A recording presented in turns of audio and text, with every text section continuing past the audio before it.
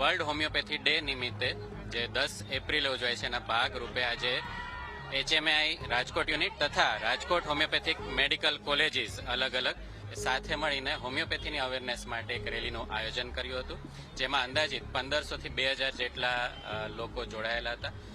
ઉદ્દેશ્ય મુખ્ય એક જ છે કે દિવસે ને દિવસે જે હોમિયોપેથી છે એના વિશે લોકોને ખ્યાલ પડે, એકદમ નિર્દોષ અને આડઅસર વગરની સારવાર વિશે લોકો અવગત થાય અને પોતાની બીમારીઓથી એ મુક્તિ પામી શકે. વર્લ્ડ હોમિયોપેથી ડે નિમિત્તે નેશનલ કમિશન ફોર હોમિયોપેથીની સૂચના અનુસાર હોમિયોપેથી વીકનું આયોજન કરવામાં આવ્યું છે. 1 થી 7 તારીખ સુધીમાં કરવામાં આવ્યું. આજે વોક ફોર હોમિયોપેથી પૂરા ભારતમાં દરેક શહેરોમાં આવી વોક ફોર હોમિયોપેથી રેલી ચાલે છે. સાથે મેગા હોમિયોપેથી કેમ્પ કરવા પણ જઈ રહ્યા છીએ. ફક્ત એક દિવસનો કેમ્પ નહીં પણ આખું વર્ષ લોકોને ફ્રી સારવાર મળી રહે એવું એક કેમ્પનું આયોજન પણ છે, જેમાં પત્રકાર મિત્રોને પણ જાણ કરશું. 12 તારીખનું આયોજન છે. એડવાન્સ પેથોલોજીકલ કન્ડિશન કે જ્યાં કોઈ જેને કહેવાય ને હોપ નથી એવી જગ્યાએ હોમિયોપેથી સારવાર ખૂબ સારો સારવાર આપે છે.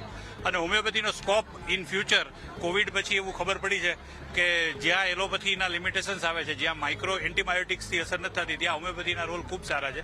પ્લસ લાઇફસ્ટાઇલ ડિસઓર્ડર્સ કે હાઇપરટેન્શન, ડાયાબિટીસ, ઓટોઇમ્યુન ડિસઓર્ડર્સ, એની અંદર હોમિયોપેથીના ખૂબ સારા રિઝલ્ટ છે.